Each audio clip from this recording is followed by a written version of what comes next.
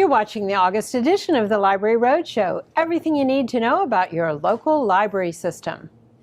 Now, it sure looks fast and easy on TV, but unless you've ever built or renovated your own home or business, you have no idea about the work that goes on behind the scenes to bring a project from conception to completion. Joining me now is Patricia Husband, the library's assistant director in charge of branch services, and that includes oversight for library buildings. Okay, Patricia.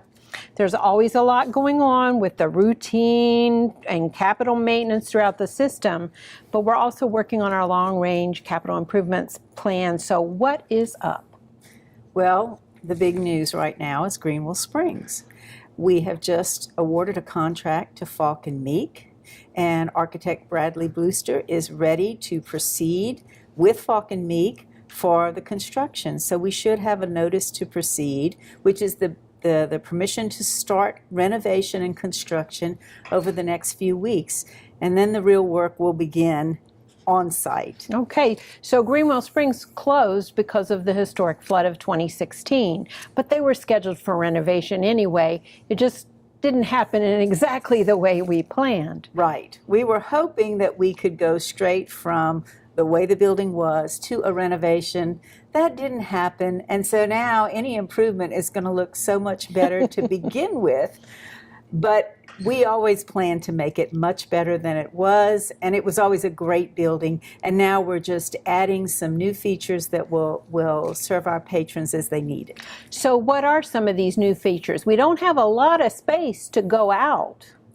Well, we are putting in a quiet reading room, which is a very popular space here at Maine and at our Fairwood Branch Library.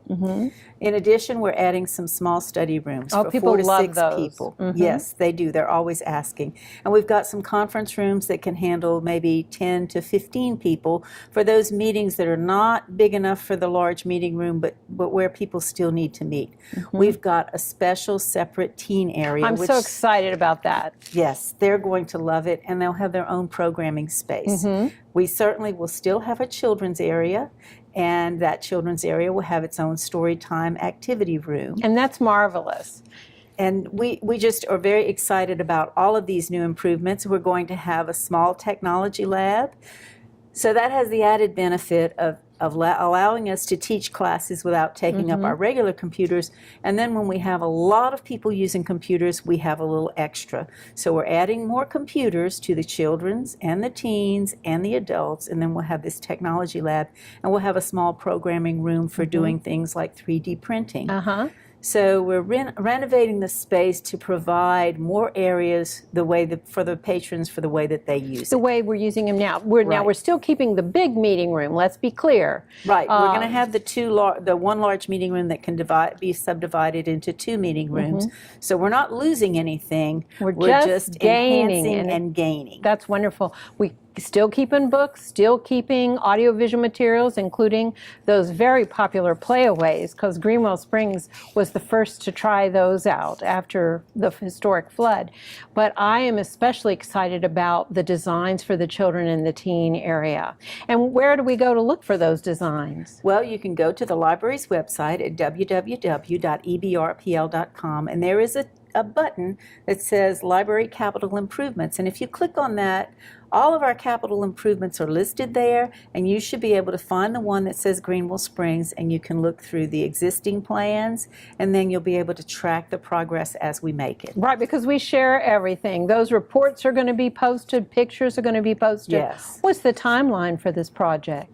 We're hoping that it will be finished, completed, start to finish, by spring of 2020. And the reason it's taking a little bit longer is because we don't want to close the whole building down. It would go faster if we closed the whole building down, but people still need to use their computers. They still want to be able to come to the library and check out items and come to programs. So we're going to phase it, and we're going to start in the old reference area, and then we're going to work our way across the system, across the building, so that we'll have pieces of it done, and we'll move into those spots, and then we'll finish the rest of the renovation. Well, I know we've had public meetings in the area. We had input from the public, and they were all very excited about the fact that we weren't just going to shut it down, that we were indeed going to phase it. And I believe that's the idea that you have going forward with other projects. What's the next one in the till? Right now, we're working on Jones Creek. We finished schematic design, and we're working on design development. That's where we're working in all the details so that we can get ready to go out for bid. Hundreds and hundreds of pages of tiny, tiny little details. Yes,